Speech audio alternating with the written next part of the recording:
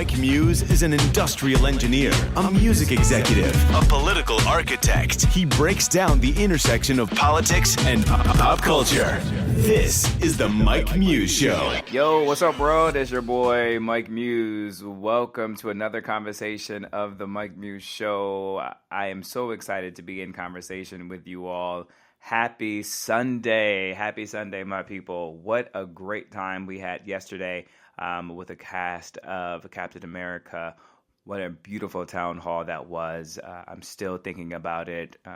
Some members of the cast has been hitting me up saying how much they enjoyed it. I always try and make conversations great and fun, and by all accounts, you guys enjoyed it too as well, and that you all had a really great time. I love the feedback. I love the engagement that I received from you guys, and that just makes me happy. My goal is to always bring you the best of what we have as a society. My goal is to always to moderate it for you all, and to make sure you guys are enjoying this journey and this ride just as much as I do, and to inform and to see things differently from a different perspective. And I'm always glad and honored to be able to do that with you all. So thank you for that privilege.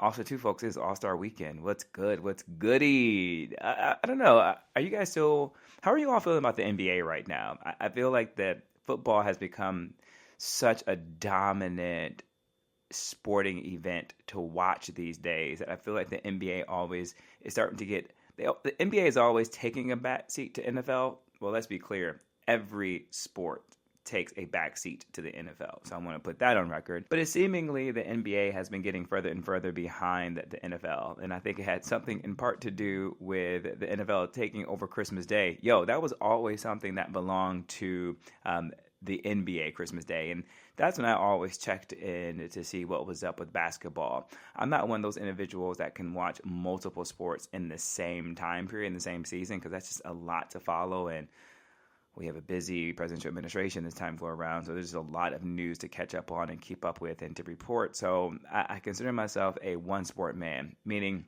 once one sports season concludes, then I'll pick up the next one. For example, for me, as you all know, it's all about college football on Saturdays, and then it's all about the NFL. And that's pretty much all I can handle because that takes up every Saturday and Sunday.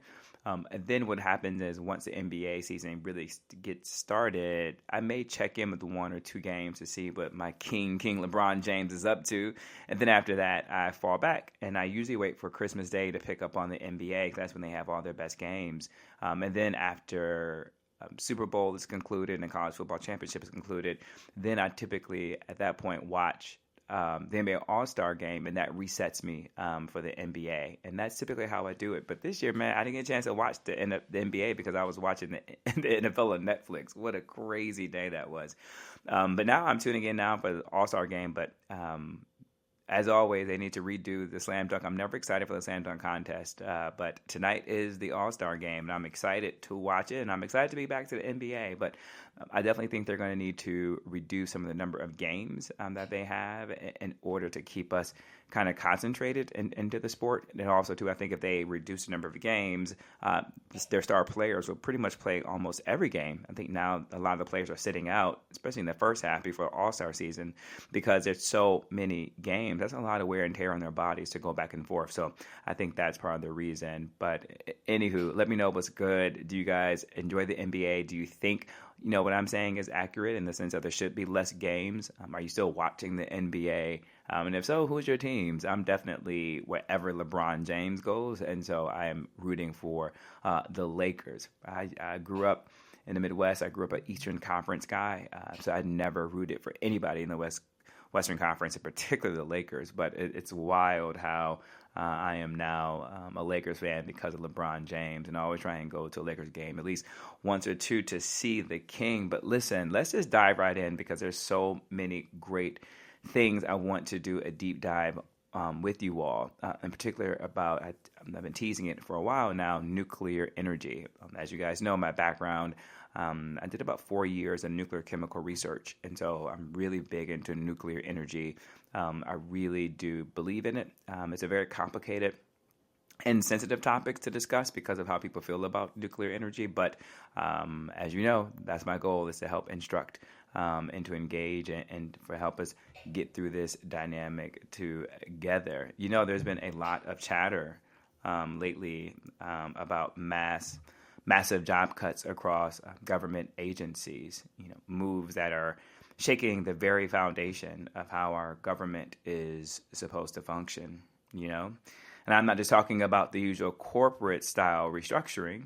We're seeing changes in critical areas that impact our national security, that's impacting our energy future, folks, and even our day-to-day sense of stability, which is the role of government. When you hear about government layoffs, it's just not a numbers game.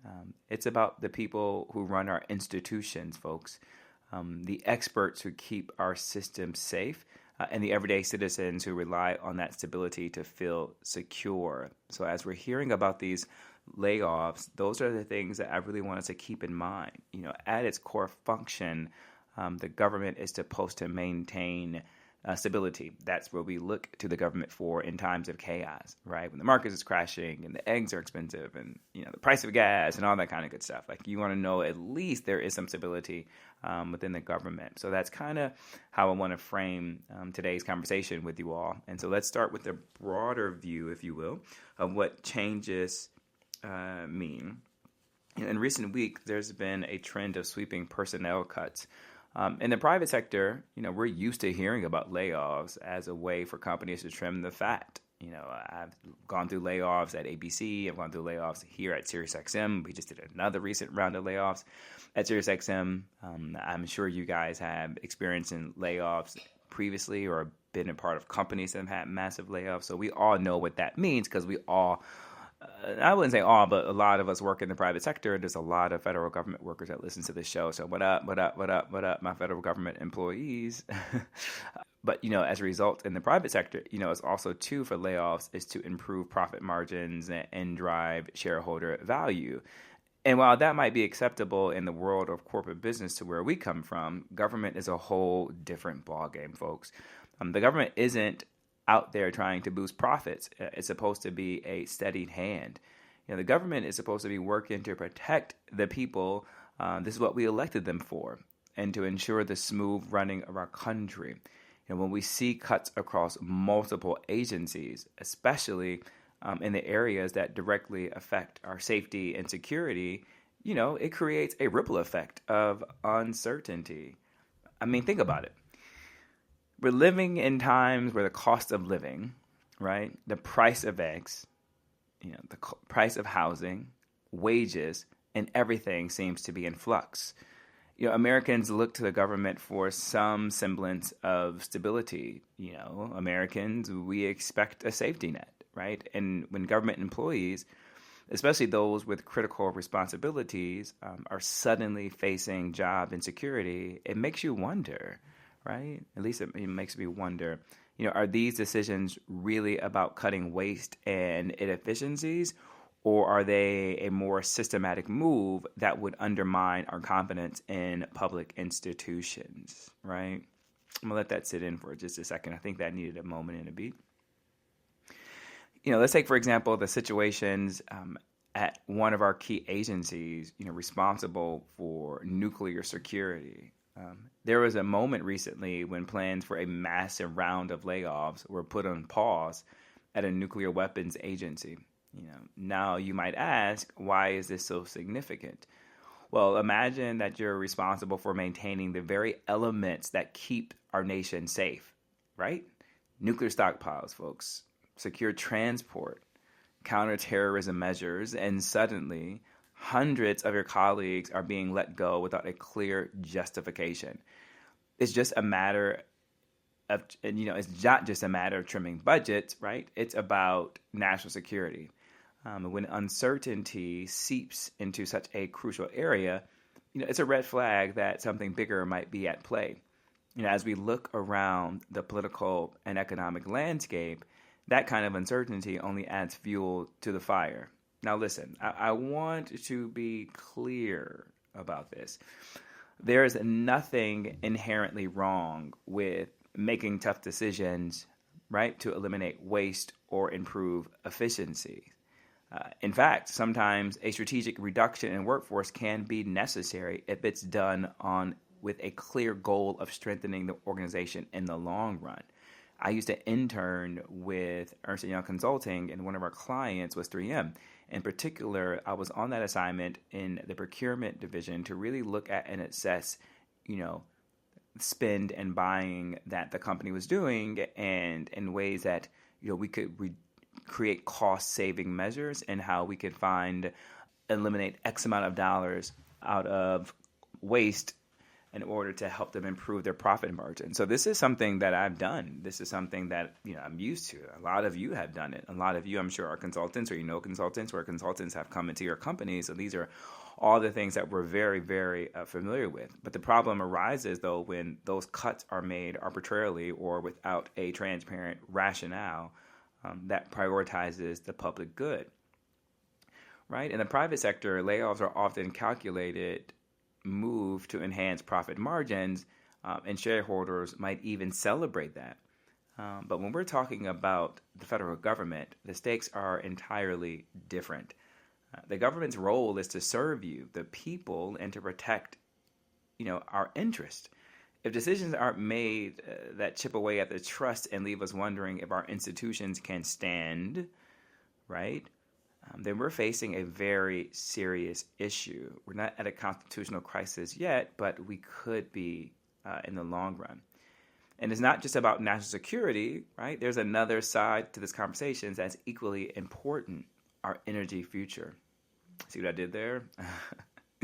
We're at a crossroads when it comes to nuclear energy in this country, right? On one hand, nuclear technology has historically been tied to national defense and geopolitical strategy. Think Iran.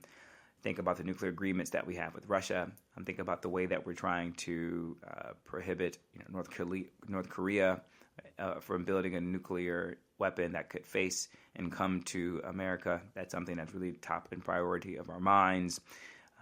This is why, for the sanctity and stability of the Middle East, there has been such an effort to destabilize Iran's nuclear program and facilities, right?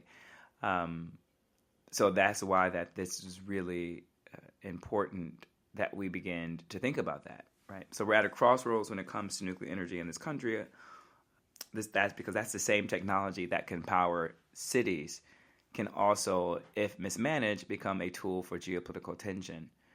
Recent events have shown us that when nuclear facilities come under threat, it's not just an environmental or economic issue.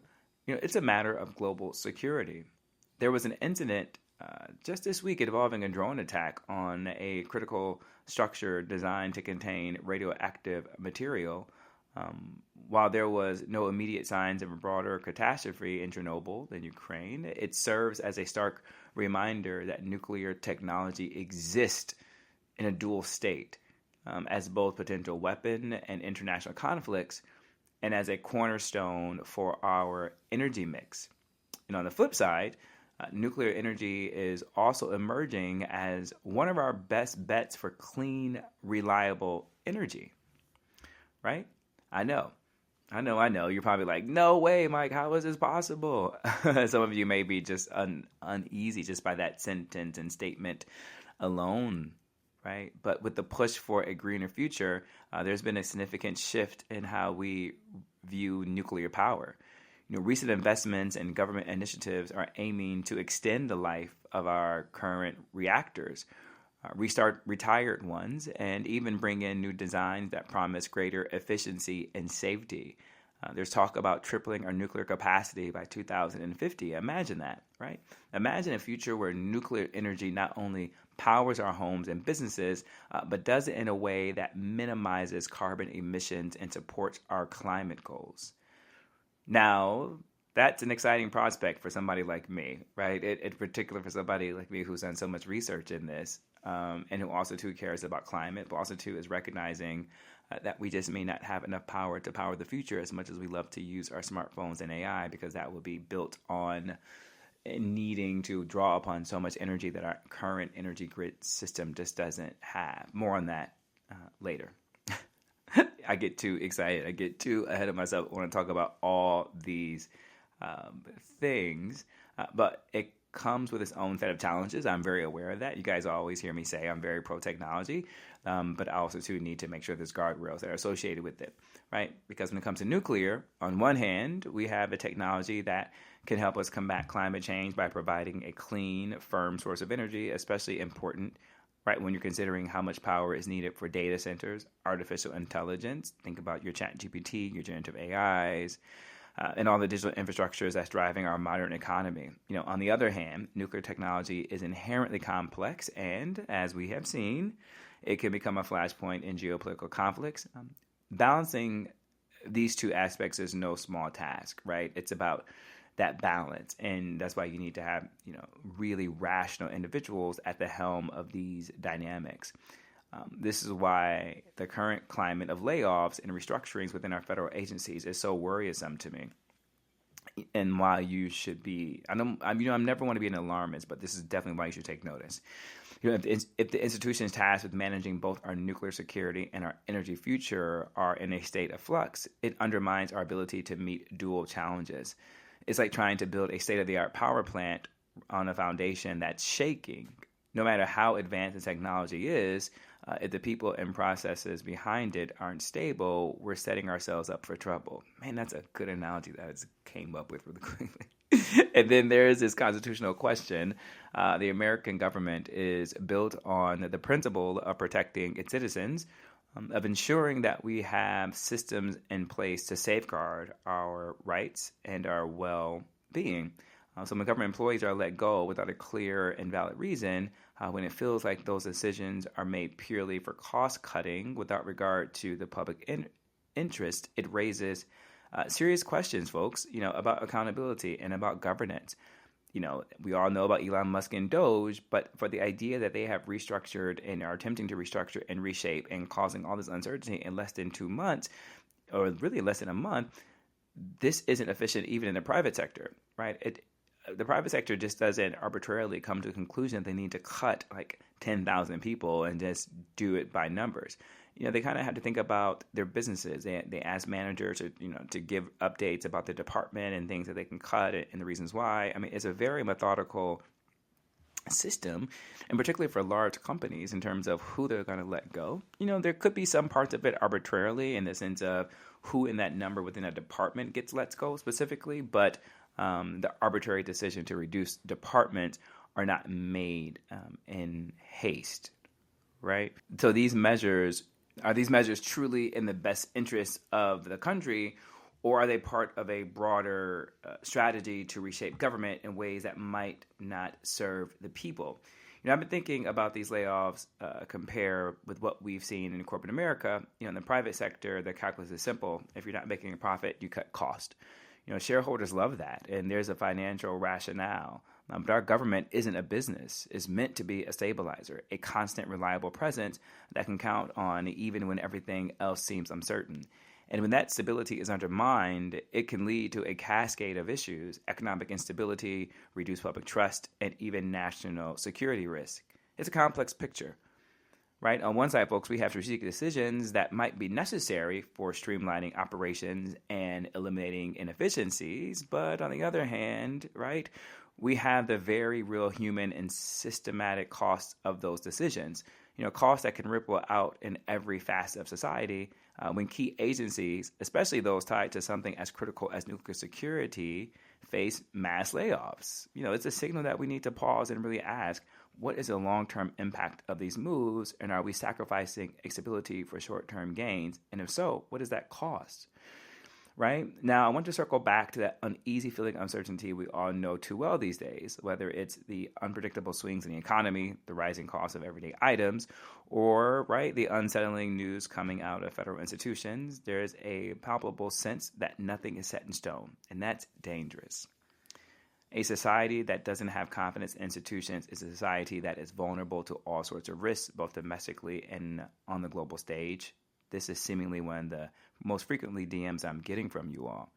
That's why I'm here to say that every cut is bad, or that efficiency shouldn't be a goal, but it's about balance, because that's not what I'm saying, right? In a business, you might justify a round of layoffs if it means boosting productivity and increasing profits.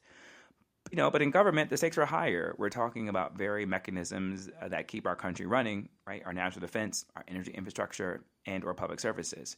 When those are destabilized, it doesn't just affect a company's bottom line. It affects every single one of us.